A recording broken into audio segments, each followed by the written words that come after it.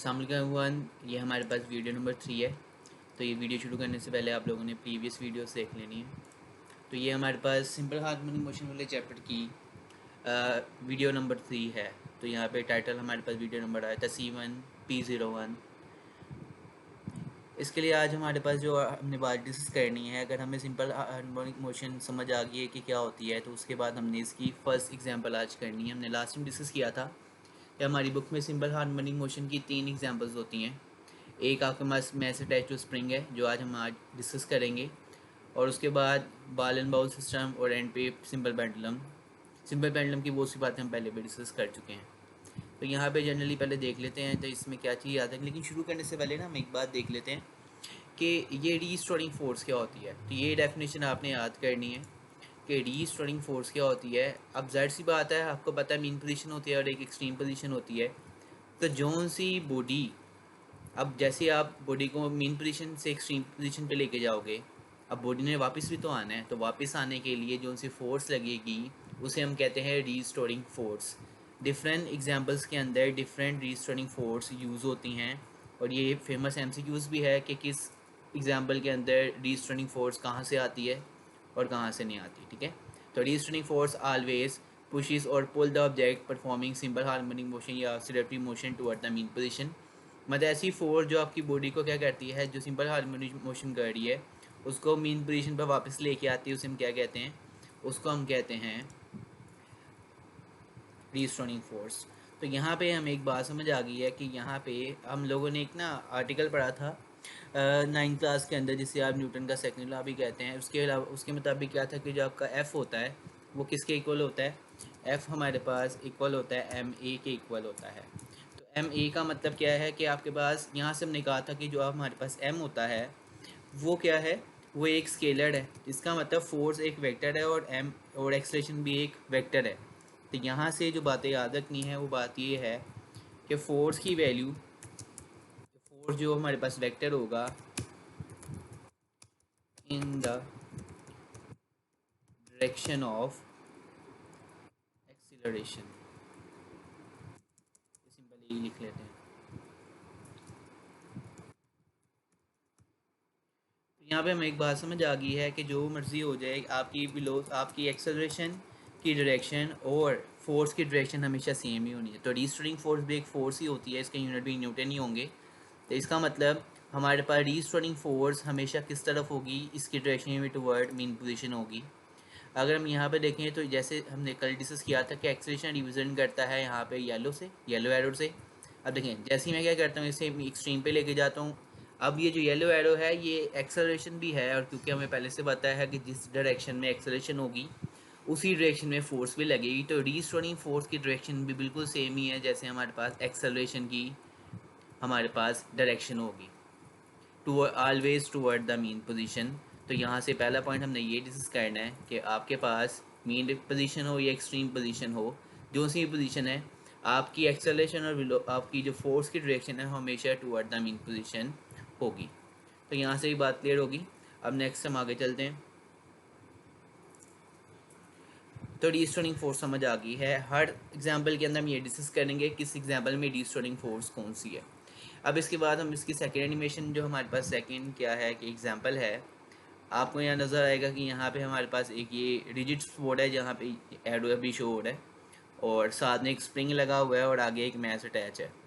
अच्छा, सबसे पहले तो हम इसकी ना खाली मोशन देख लेते हैं कि अब यहाँ पे देखें, ये नीचे ने 3 पोजीशन गिवन है। एक्स का मतलब यहाँ पे डिस्प्लेसमेंट ज़ीरो है। इसका मतलब डिस्प्लेसमेंट ज़ीरो का मतलब है ये इसकी कौन सी पोजीशन है, ये इसकी मीन पोजीशन है। और जहाँ पे एक्स मैक्सिमम लिखा हुआ है इसका मतलब क्या है कि वो इसकी एक्सट्रीम पोजीशन है। तो यहाँ से हम एक बार समझ लेते हैं, यहाँ पे सेटिंग वगैरह हम कर सकते हैं, लेकिन बस इसके अभी मोशन देखने की बुक से आर्टिकल हमने पढ़ना है। जहाँ पे एक्स ज़ीरो है ये इसकी क्या है, मेन पोजीशन, और जहाँ पे एक्स मैक्सिमम या माइनस में एक्स मैक्सिमम लिखा हुआ है ये इसकी एक्सट्रीम पोजीशन है। ये मैस अटैच टू स्प्रिंग वाली एग्जांपल में हम सिंपल हार्मोनिक मोशन पढ़ेंगे।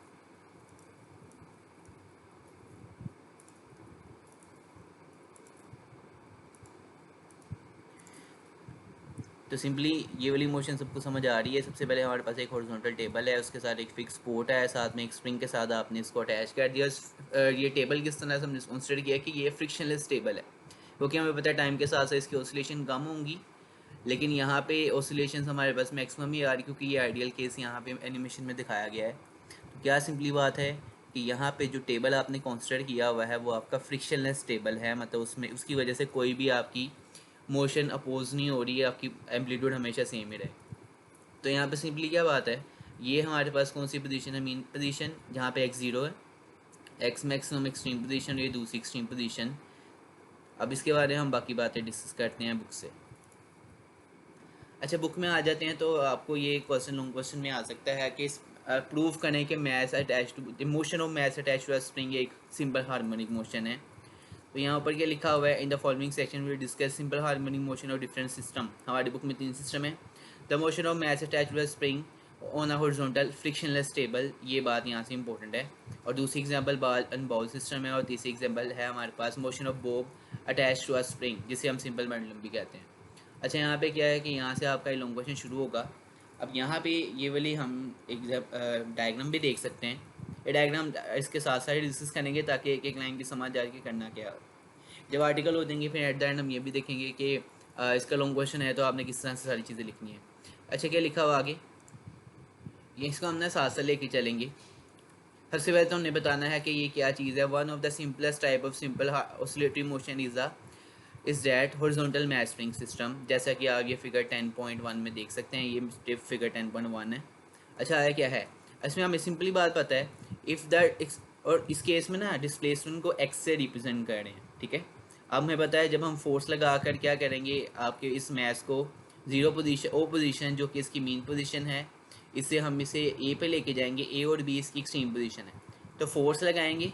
तो फोर्स लगाकर हम इसे कहाँ पे लेके जाएंगे, एक्सट्रीम पोजीशन पे जाएंगे। इसका मतलब क्या है, जब भी आप बॉडी पे फोर्स लगाएंगे उसके अंदर क्या चीज़ कवर्ड होगी, डिस्प्लेसमेंट कवर्ड होगी। ये बात हमने 9th क्लास में हुक्सा में भी पढ़ा था कि आपके बाद जब स्प्रिंग को हम स्ट्रेच करते हैं या कंप्रेस करते हैं तो उसके अंदर क्या होता है, डिस्प्लेसमेंट कवर्ड होता है।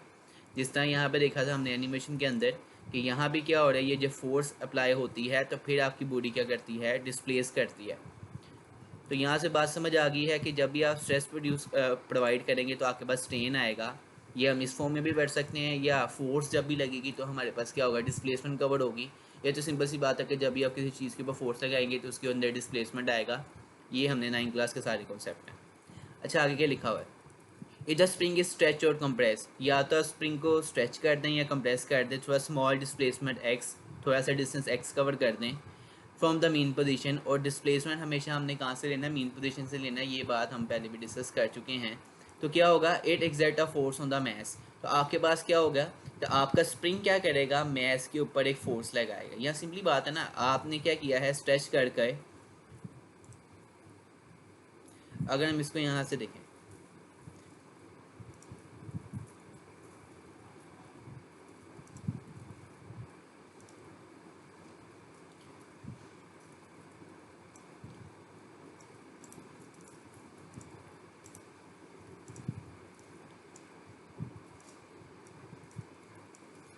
सिंपली आप लोगों ने क्या किया है, आप लोगों ने क्या कहा है कि आपने अपनी स्प्रिंग को इस डायरेक्शन में इस तरह से मूव करवाया है। और यहाँ पे हमारे पास जितना डिस्प्लेसमेंट कवर हुआ है उस डिस्प्लेसमेंट को आपने कहा है कि वो कितना है, वो आपका एक्स डिस्प्लेसमेंट है।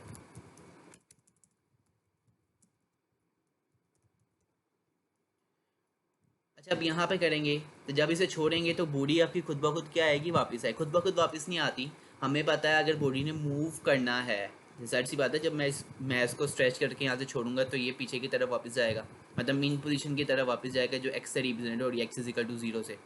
इसका मतलब जब हम इसे छोड़ते हैं तो क्या होता है, जो आपके पास यहाँ पे जो स्प्रिंग है ये क्या लगाता है, ये स्प्रिंग अप्लाई करता है restoring force on mass toward the mean position. और अगर हम इसे गौर से देखें तो स्प्रिंग, आप जब इसे यहाँ से छोड़ेंगे तो स्प्रिंग फोर्स किस तरफ लगाएगा, मीन पोजीशन की तरफ ही लगाएगा। तो ये बात यहाँ से हमने क्लियर करनी है कि हमेशा जो हमारे पास मैस स्प्रिंग सिस्टम के अंदर जो आपके पास ये होती है, रीस्टोरिंग फोर्स कौन प्रोवाइड करता है, स्प्रिंग प्रोवाइड करता है। और रीस्टोरिंग फोर्स हमेशा किस तरफ होती है, टुवर्ड द मीन पोजीशन होती है।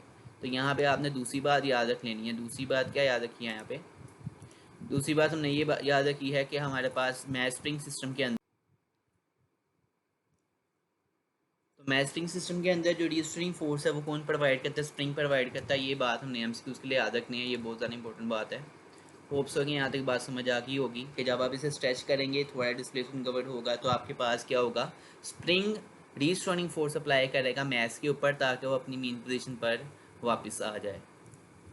अच्छा, अगर हम नेक्स्ट तो नेक्स्ट आगे हमारे पास क्या लिखा हुआ बुक के अंदर, तो यहाँ पे क्या होगा? इट एग्जर्ट का मतलब है, यहाँ पे इट एग्जर्ट का मतलब है, इट यहाँ पे क्या कह रहा है? इट का मतलब है जो स्प्रिंग होगा। यहाँ पे जो इट है वो किसको रिप्रेजेंट कर रहा है? स्प्रिंग। तो स्प्रिंग हमारे पास क्या करेगा? एक फोर्स अप्लाई करेगा किसके ऊपर? मैच के ऊपर। और इस फोर्स को हम क्या करेंगे? यहाँ पे इस केस में हम इसे कहेंगे रीस्टोरिंग फोर्स।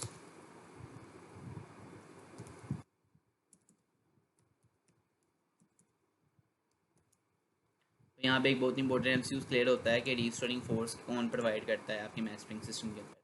आगे हमने एक 9th क्लास में एक बात पढ़ी थी कि हमारे पास जो हुक्स लॉ होता है, हुक्स लॉ के अंदर क्या होता है? क्योंकि ये स्टेटमेंट है तो ये आपने ऐसे ही लिखनी है इसको। अकॉर्डिंग टू हुक्स लॉ जो फोर्स होती है वो directly proportional to the change in length होती है। मतलब सिंपल सी बात है, आप स्प्रिंग को जितना खींचेंगे उसकी लेंथ उतनी इंक्रीज होगी, या उसको जितना कंप्रेस करेंगे उसकी लेंथ उतनी क्या होगी? डिक्रीज होगी। इसका क्या मतलब है कि जो फोर्स है वो डायरेक्टली प्रोपोर्शनल किसके है? चेंज इन लेंथ के है। तो यहाँ पे चेंज इन लेंथ को आपने डिस्प्लेसमेंट से रिप्रेजेंट किया।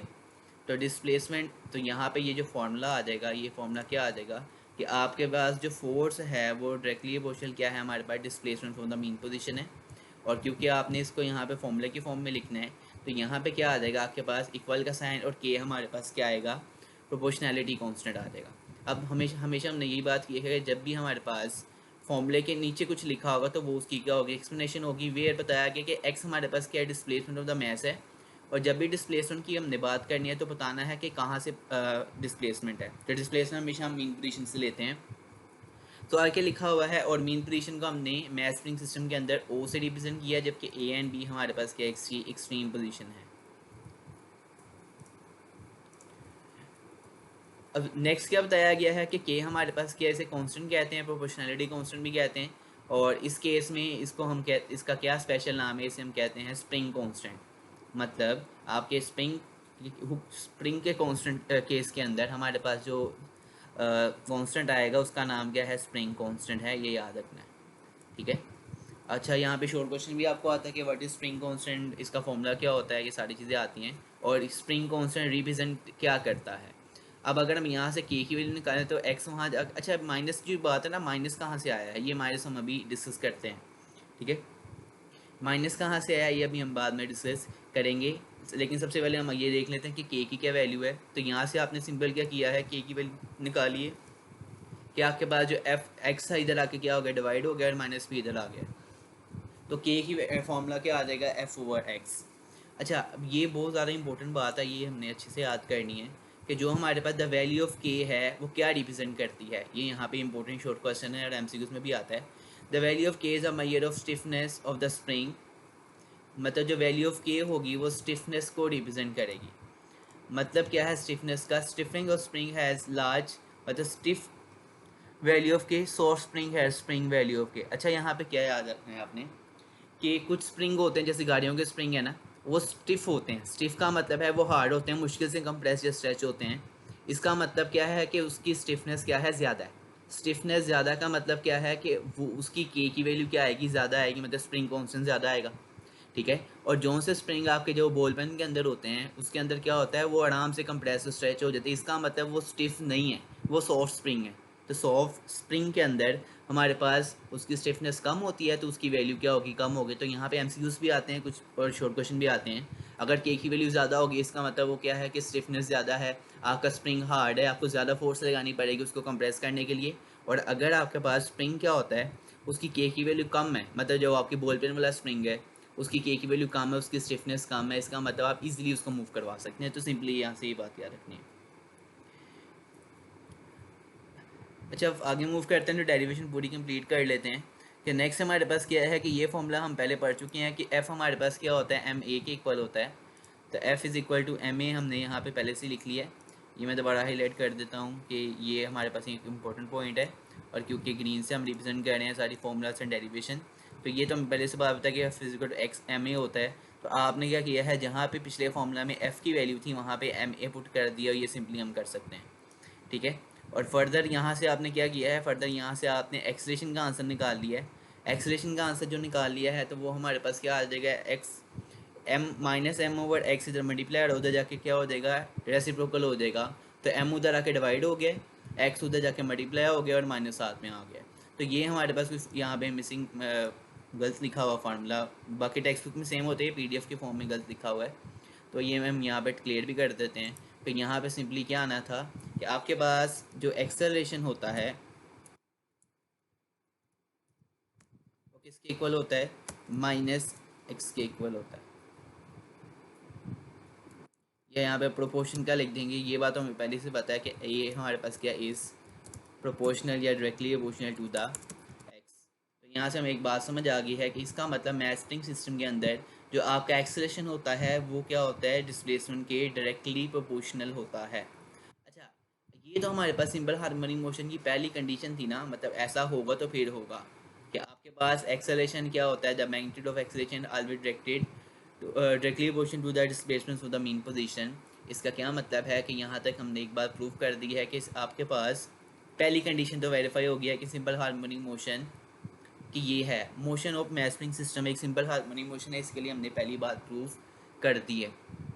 अच्छा, अगर हम इसको फर्दर यहाँ से देखें ना, जूम आउट करके अगर इसको देखें इस डायग्राम को, तो यहाँ पे देखें क्या किया है, पहले आपकी बॉडी मीन पोजीशन के ऊपर है, ओ पोजीशन मीन है, आप इसे क्या करके लेके गए हैं, ए पे लेके गए हैं। जब ए पे लेके जाके छोड़ेंगे तो आपका स्प्रिंग प्रोवाइड करेगा ये ब्लू कलर की रिस्टोनिंग फोर्स, और आपकी जो बॉडी है मीन पोजीशन पर वापस आ जाएगी, लेकिन मीन पोजीशन पर वापस आके ये रुकेगी नहीं, क्योंकि इनर्शिया इसके अंदर क्या आ जाता है, इनर्शिया आ जाता है। इनर्शिया की वजह से ये बॉडी किस तरह मूव करेगी, ये स्प्रिंग को कंप्रेस करेगी, स्प्रिंग को कंप्रेस करेगी, तो फिर क्या होगा, अब फिर वापस मीन पोजीशन की तरफ आएगी। वापस मीन पोजीशन की तरफ कैसे आई है, फिर स्प्रिंग दोबारा रिस्टोरिंग फोर्स अप्लाई करेगा, ये दोबारा फोर्स अप्लाई की है, और आपकी जो ये मैस है टुवर्ड द मीन पोजीशन वापस आ जाता है। इस तरह क्या होता है, ये आपकी जो बॉडी है जिस तरह हमने एनिमेशन में देखा था इस तरह की वाइब्रेशंस करना स्टार्ट कर देती है। तो यहाँ से बातें क्लियर है कि restoring force always toward the mean position है। अच्छा, सिंपल हार्मोनिक मोशन की एक बात तो हमने क्लियर कर दी है कि आपके पास जो एक्सेलेरेशन होगा वो जो हमारे पास एक्सेलरेशन होता है वो directly opposition to the displacement होता है। अब यहाँ पे जो माइनस साइन है वो क्या रिप्रेजेंट कर रहा है, अच्छा ये वही बात है जो भी हमने डिस्कस की है। नीचे पैराग्राफ में लिखा हुआ है, it means that the acceleration of the mass attached to the spring is directly opposition to the displacement for the mean position. ये बात हम ऊपर भी डिस्कस कर आए हैं, पहले भी की हुई है। इसका क्या मतलब है, hence the horizontal motion of mass spring system is the example of simple harmonic motion. तो आपने ये बात प्रूफ कर दी है कि आपके पास जो motion of mass attached to spring है वो एक सिंपल हार्मोनिक मोशन है। तो फर्दर हम आगे चलते हैं, तो यहाँ पे क्या है कि अब बात रहेगी है नेगेटिव साइन की। ये भी सेपरेट शॉर्ट क्वेश्चन आता होता है कि सिंपल हार्मोनिक मोशन के अंदर ये नेगेटिव साइन है वो किस चीज़ को रिप्रेजेंट करता है। तो ये भी हमारे पास एक इम्पोर्टेंट पॉइंट है कि इस केस में ये माइनस जो हम लगा रहे हैं साथ साथ ये किस चीज़ को रिप्रेजेंट कर रहा है। The negative sign in equation 10.1, equation 10.1 के अंदर जो हमारे पास ये नेगेटिव साइन है ये वाला, ये किस चीज़ को रिप्रेजेंट कर रहा है इसको देख लेते हैं। इसको हम इसका क्या हम अच्छा फॉर्मूले के अंदर जब भी नेगेटिव साइन आए ना, इसका मतलब है कि वहाँ पे क्या है, वो नेगेटिव साइन डायरेक्शन को रिप्रेजेंट कर रहा है। अगर दो चीज़ें प्रोपोर्शनल है, बीच में नेगेटिव साइन आ गया, इसका मतलब दोनों की डायरेक्शन आपस में क्या होगी, ऑपोजिट होंगी। तो यहाँ पे क्या बात है, यहाँ पे दो चीज़ें कौन सी है, एक चीज़ आपके पास ये फोर्स है और दूसरी चीज़ कि ये तो कांस्टेंट है ना, एक चीज़ आपकी ये फोर्स है और दूसरी चीज़ ये आपका डिस्प्लेसमेंट है। इसका मतलब जो आपके पास फोर्स होगी वो ऑलवेज ऑपोजिट होगी किसके, डिस्प्लेसमेंट फ्रॉम द मीन पोजीशन पे। तो ये बात याद रखनी है कि नेगेटिव साइन रिप्रेजेंट करता है कि force exerted by the spring.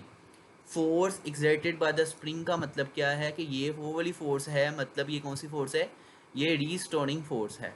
ये जो रीस्टोरिंग फोर्स होगी वो क्या होगी हमारे पास, वो डायरेक्टली प्रोपोर्शनल होगी, डायरेक्टली पोर्शन नहीं, यहाँ पे नेगेटिव साइन रिप्रेजेंट किया, जो रीस्टोरिंग फोर्स मतलब जो force exerted by the spring है वो directly is directed opposite to the displacement of the mass. इसका मतलब जो डिस्प्लेसमेंट और हमारे पास जो हम फोर्स की डायरेक्शन है वो आपस में हमेशा क्या होगी, अपोजिट होगी। ये बात बहुत ज़्यादा इंपॉर्टेंट है, ये बात याद रखनी है कि नेगेटिव साइन रिप्रेजेंट करता है कि एक्सेलरेशन, और हमारे पास जो डिस्प्लेसमेंट होता है वो आपस में क्या है, ऑपोजिट है।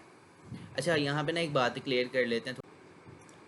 अच्छा यहाँ पे हम लिख लेते हैं कि इस बात से हमें समझ के आई, इसका मतलब क्या, नेगेटिव साइन शो करता है कि फोर्स जो रीस्टर्निंग फोर्स होगी, मतलब जो फोर्स प्रोवाइडेड द स्प्रिंग है, is always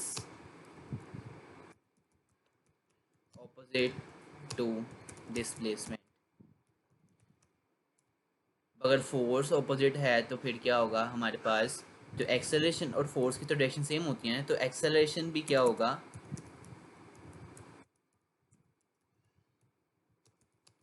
also opposite to displacement. तो यहाँ से ये बात बस क्लियर करने की नेगेटिव पॉइंट क्या रिप्रेजेंट करता है। आगे क्या लिखा, बिकॉज द स्प्रिंग फोर्स मतलब जो रीस्टर्निंग फोर्स है, always act toward the mean position, और ये बात हम ऊपर डिस्कस कर चुके हैं, तो ये बस हम इसे हाईलाइट कर लेते हैं। होप सो ये क्लियर हो गया होगा। बिकॉज द स्प्रिंग फोर्स का मतलब जो रीस्टर्निंग फोर्स है, always act opposite to the mean position, it is sometime called restoring force. अब रीस्टर्निंग फोर्स की जो डेफिनेशन आएगी तो आपने येलो वाली ही लिखनी है। अच्छा फर्दर आगे क्या लिखा हुआ है, फर्दर आगे मैक्स आप ये यहाँ पे ये काइनेटिक एनर्जी और पोटेंशियल एनर्जी का डिस्कशन है, इसको हम साथ साथ देख लेते हैं, क्योंकि मोशन अब आपने इसको स्टडी कर लिया है कि ओ पॉइंट कौन सा है, ए पॉइंट कौन सा है, और आपका बी पॉइंट कौन सा है। ए और बी पोजीशन आपकी क्या है, एक्सट्रीम पोजीशन है, और बाकी आपके पास जो मेन पोजीशन है वो ओ पोजीशन है। अच्छा आगे हम मूव करते हैं, आप सारी बातें क्योंकि सारी मोस्टली इंपॉर्टेंट बातें सही समझ आ गई हैं, बाकी हम रीडिंग करते हैं, क्योंकि कोई बात समझ ना आई हो तो देख लेते हैं। अच्छा बाकी जो काइनेटिक एनर्जी और पोटेंशियल एनर्जी है, इसका भी आपके पास वही चीज़ है।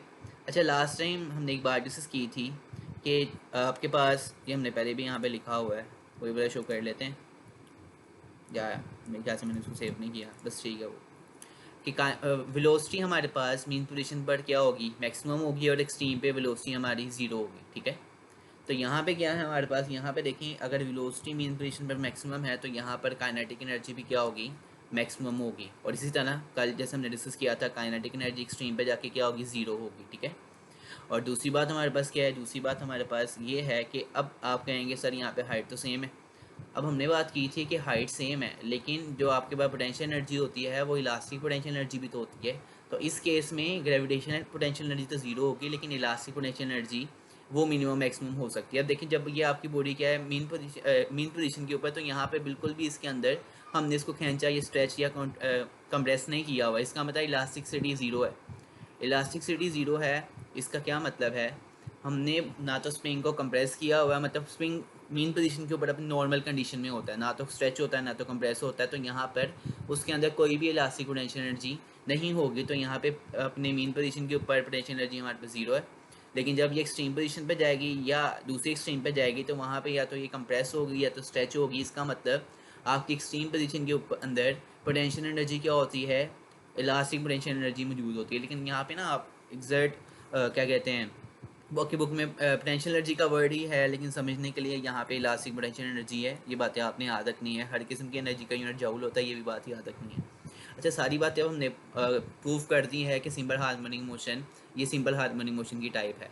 अच्छा नेक्स्ट क्या, इनिशियली अगर हम स्टार्टिंग से बात करें, इनिशियली मैच कहाँ पे होता है, as the rest of the mean position. अभी एक्सपेरिमेंट स्टार्ट नहीं हुआ, ओ पॉइंट पे आपकी बॉडी, और उसके बाद क्या, इसका मतलब मीन पोजीशन के ऊपर है, उसके ऊपर कोई भी फोर्स नहीं लगेगी, इसका मतलब resultant force acting on the body is zero. तो ये हम ना यहाँ पे साथ में लिख लेते हैं, यहाँ पे इसको शो करवा देते हैं ताकि साथ से इसको देखते भी रहें। अच्छा फर्दर आके लिखा हुआ है, जैसा कि आप फिगर ये 10.A ही मैंने यहाँ पे शो की हुई है, 10.A वाली फिगर है। तो यहाँ पे देखिए मीन पोजीशन के ऊपर हमारे पास वेलोसिटी फोर्स को हमें क्या किया हुआ है, ज़ीरो का हुआ है, रिजल्टेंट फोर्स ज़ीरो है। नेक्स्ट आगे suppose the match is pull through the distance X up to the extreme position A. वो कहता है अब आपने क्या किया है कि अपनी बॉडी को कहाँ पे लेके हैं, एक्स डिस्टेंस कवर कर कर ए पोजीशन पर ले गए खींच के। तो अब क्या होगा, अब इसके बाद जब आप इसे छोड़ेंगे तो क्या होगा, the restoring force exerted by the spring on the match will pull the body toward the mean position O। तो रीस्टोरिंग फोर्स की वजह से क्या होगा, आपकी बॉडी क्या करेगी, ये जो ब्लू कलर से शो हो रहा है यहाँ पे, ये आपकी रीस्टोरिंग फोर्स है, और इसकी वजह से आपकी जो बॉडी है एक्सट्रीम से मीन पोजीशन की तरफ मूव करेगी। अब फर्दर आगे लिखा हुआ है, due to restoring force the body move back toward the mean position. तो ये बात यहाँ पे क्लियर है, दोबारा वही बात उन्होंने कह दी है। आगे लिखा the magnitude of restoring force decreases with the distance from the mean position. जैसे जैसे क्या होगा, आप मीन पोजीशन के से डिस्टेंस कम होता रहेगा, आपकी रिस्टोरिंग फोर्स कम होती रही। तो सिंपल सी बात है ना कि आपकी जो फोर्स है वो डायरेक्टली प्रोपोर्शनल किसके है, वो डिस्प्लेसमेंट के डायरेक्टली प्रोपोर्शनल है। जब मीन पोजीशन की तरफ जाएंगे तो डिस्प्लेसमेंट कम होगा, तो रिस्टोरिंग फोर्स की मैग्नीट्यूड भी क्या होगी, कम होगी। तो ये आपने बस वो फॉर्मूले सी बातें वो कही जा रहा है, and become zero at the centre. अब आगे क्या होगा, द मैस गेन स्पीड। अब क्योंकि क्या हुआ है, आपने जब इसे स्ट्रेच किया है तो मैस के अंदर स्पीड आ गई है, तो उसके मतलब क्या, however the mass gain speed at is move toward the mean position. यहाँ से क्या मतलब है, हमने पहले भी बात डिस्कस की थी, जब ऑसिलेशन स्टार्ट हो गई है तो मीन पोजीशन पे जाकर मैक्सिमम स्पीड होगी, एंड इस speed is maximum eight the mean position, जो कि ओ से रिप्रेजेंट हो रही है। अच्छा, मीन पोजीशन पर आ गई है, लेकिन अब बॉडी को रुक जाना चाहिए, लेकिन क्या है कि बॉडी के अंदर इनर्शिया है। बट ड्यू टू इनर्शिया, ये बात यहाँ से याद रखनी है कि due to inertia body mean position के ऊपर रुकती नहीं है, बल्कि अपनी क्या करती है, ऑसिलेशन को कंटिन्यू रखती है। तो आगे लिखेंगे, the mass does not stop at the mean position और बस continuous motion and reach to the other extreme position, जिसे आपने क्या क्या है, बी से रिप्रेजेंट किया है। तो यहाँ तक ये सारी बात हम पहले भी डिस्कस कर चुके हैं, तो ये वही बातें लिखी हुई हैं। आगे लिखा हुआ है, as a mass move from the mean position, move from mean position to extreme position. जैसे क्या होगा, आपकी बॉडी क्या करेगी, मीन से एक्सट्रीम की तरफ जाएगी। तो इस केस में क्या होगा आपकी, आगे देख लेते हैं। As the mass move the mean position to the extreme position B, the restoring force acting on it toward the mean position start increasing strength. इसका क्या मतलब है कि सर सी बात है, जैसे आपकी बॉडी मीन से एक्सट्रीम की तरफ जा रही है, तो उसमें क्या होगा, आपकी रीस्टोरिंग फोर्स ज़्यादा होगी। रीस्टोरिंग फोर्स ज़्यादा होगी कैसे, जैसे आप ये बॉडी आपकी मीन से एक्सट्रीम की तरफ गई थी, तो आपका ये स्प्रिंग क्या हो रहा था, कंप्रेस होना स्टार्ट होगा। कंप्रेस का मतलब है कि इसके अंदर एनर्जी ज़्यादा आ रही है। इसे ज़्यादा स्ट्रेच करेंगे तो इसका क्या मतलब है कि वो ज़्यादा फोर्स और रीस्टोरिंग फोर्स ज़्यादा लगेगा। जितना स्ट्रेच करेंगे उतनी ज़ोर से आपकी क्या होगी, यहाँ पे फोर्स अप्लाई होगी। तो आगे क्या लिखा हुआ है कि जैसे मीन से एक्सट्रीम की तरफ जाता है कि उसकी क्या होती है, रीस्टोरिंग फोर्स इंक्रीज होती है, and the speed of the match decreases. ये बात हम पहले डिस्कस कर चुके हैं, क्योंकि बी के ऊपर मीन एक्सट्रीम पोजीशन है, एक्सट्रीम पोजीशन के ऊपर क्या होगा, आपकी स्पीड ज़ीरो हो जाती है। आगे, the mass finally brief at the rest at the extreme position B. और फिर क्या होगा, कुछ नैनो सेकेंड्स के लिए आपके पास जो बॉडी होगी आपकी मीन पोजीशन पे रहेगी। Ultimately the mass return to the mean position due to restoring force. उसके बाद क्या होगा, बॉडी अपनी मेन पोजीशन पे वापस आ जाएगी। अच्छा, ये रुकने की क्या बात है, जैसे हमने कहा था बॉल का उछालते हैं ना, बॉल उछालते हैं मैक्सिमम हाइट पे जाती है, मैक्सिमम हाइट पे जाके क्या होता है, उसकी वेलोसिटी जीरो होती है, और फिर वो डायरेक्शन ऑफ मोशन चेंज होती है, वो नीचे की तरफ मूव करती है। तो नैनो सेकंड के लिए क्या होता है, बॉडी एक्सट्रीम पोजीशन पे जाती है, फिर अपनी डायरेक्शन ऑफ मोशन को चेंज करके मीन की तरफ वापस आ जाती है ड्यू टू रीस्टोरिंग फोर्स। अच्छा, आगे क्या लिखा है, दिस प्रोसेस इज रिपीटेड, ये बार बार प्रोसेस होता है। The mass continue to oscillate का मतलब है वाइब्रेट करना, back and forth about the mean position ओ। Such a motion of the mass-spring system or horizontal frictionless table is known as simple harmonic motion। तो इसका हमने प्रूव कर चुके हैं कि सिंपल हार्मोनिक मोशन है। यहाँ से दूसरा फॉर्मूला याद रखना है। अच्छा, हर टाइम पीरियड हमने पढ़ा था, इस तरह से सिंपल हार्मोनिक मोशन जो मैस स्प्रिंग सिस्टम की होगी उसका टाइम पीरियड का फॉर्मूला ये याद रखना है। याद रखना है, ये टाइम पीरियड का फॉर्मूला हमने बस तब यूज़ करना है जब क्या होगा, आपके पास मैस अटैच टू स्प्रिंग होगा। सिंपल पेंडुलम के लिए डिफरेंट फार्मूला है, तो ये आपने बात याद रखनी है।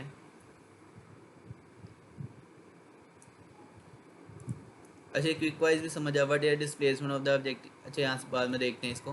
तो ये क्या हमारे पास जो टी हमारे पास है वो 2π√m/k है। अब इसकी डेरिवेशन नहीं है आपकी बुक में, ये फॉर्मूला कहाँ से आई आपकी बुक में नहीं है, लेकिन फर्स्ट ईयर सेकंड ईयर की बुक्स में ये लिखा हुआ है, तो वहाँ जाके आप इसको, लेकिन अभी के लिए बस फॉर्मूला याद करें, जिसमें 2π के हमारे पास 2π क्या होता है, 2π हमारे पास कांस्टेंट है, पाई 2 की वैल्यू आपको पता है, पाई की वैल्यू आपको पता है, m क्या है, मैस ऑफ द जो अटैच आपने किया हुआ है स्प्रिंग के साथ, और k आपके पास जो आपकी स्प्रिंग की स्टिफनेस है वो है। तो यहाँ पे आर्टिकल ख़त्म होता है, लेकिन इसके पहले हम ये टाइम पीरियड वाली बात ना ज़रा समझ लेते हैं कहीं और जा पावर पॉइंट के ऊपर। यहाँ से आपको क्या बात समझ आती है।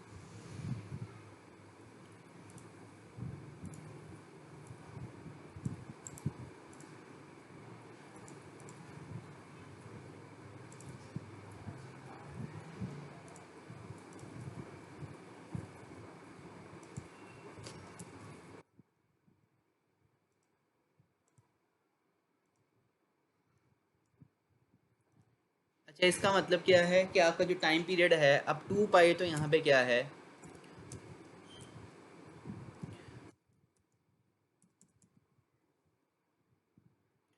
वाई हमारे पास यहाँ पे कांस्टेंट है, तो इसका मतलब जो टाइम पीरियड कैपिटल टी है वो डिपेंड करता है mass of the mass mass जो अटैच किया हुआ स्प्रिंग के साथ and K value of stiffness मतलब स्टिफनेस ऑफ स्प्रिंग पे। तो ये भी एमसीक्यूज याद रखना है। दोबारा से कह रहा हूँ कि ये वाली आपने क्या करना है, ये वाला फॉर्मूला आपने तभी यूज़ करना है जब क्या होगा, जब आपका ये वाला केस होगा मैच अटैच टू स्प्रिंग होगा, ठीक है। क्योंकि सिंपली है कि आपके पास जो दूसरा केस है जो सिंपल पेंडुलम का, इसके लिए इसका टाइम पीरियड का फॉर्मूला डिफरेंट है। तो ये सिंपली बात याद रखनी है कि अब यहाँ से बात समझ आ गई है। आपके पास टी की वैल्यू और जो मैथ्स की वैल्यू है वो आमने सामने लिखी हुई है। इसका क्या मतलब है, इसका मतलब ये है कि अगर आप जो टाइम पीरियड है वो मैथ्स के डायरेक्टली प्रोपोर्शनल है लेकिन स्क्वायर रूट के साथ, और के की वैल्यू के इन्वर्सली रिलेशन है लेकिन स्क्वायर रूट के साथ। इसका मतलब अगर मैथ्स क्या होता रहेगा, मैथ्स ज़्यादा होता रहेगा तो टाइम पीरियड की वैल्यू क्या होती रहेगी, कम होती रहेगी, ज़्यादा होती रहेगी, ठीक है, डायरेक्ट रिलेशन है। इसी तरह के की वैल्यू क्या होगी, स्टिफनेस अगर आप ज़्यादा करते रहेंगे तो टाइम पीरियड की वैल्यू क्या होती रहेगी, कम होती रहेगी, ठीक है। तो ये सिंपली आपने बात याद रखनी है। तो यहाँ पर तक ये आर्टिकल क्लियर होता है। नेक्स्ट हम आगे करेंगे नेक्स्ट वीडियो में कि दूसरा हमारे पास क्या है, कि इसके बाद हम ये सिंपल पेंडुलम वाला डिस्कस करेंगे सारी बातें इसमें, और लास्ट में जाके हम ये बॉल एंड बाउल सिस्टम वाला करेंगे, क्योंकि सबसे ज़्यादा इंपॉर्टेंट हमारे पास सिंपल पेंडुलम आता है, उसके बाद पेपर में ये मैच अटैच टू स्प्रिंग आता है, और उसके बाद ये वाला भी आ जाता है बॉल एंड बाउल सिस्टम। तो तीनों ही हमने करने हैं, ठीक है। तो अभी तक ये हमारे पास 2 वीडियोज़ हो गई हैं, तो आपने इसको साथ साथ से याद करना है ताकि हम आगे साथ साथ चल सकें।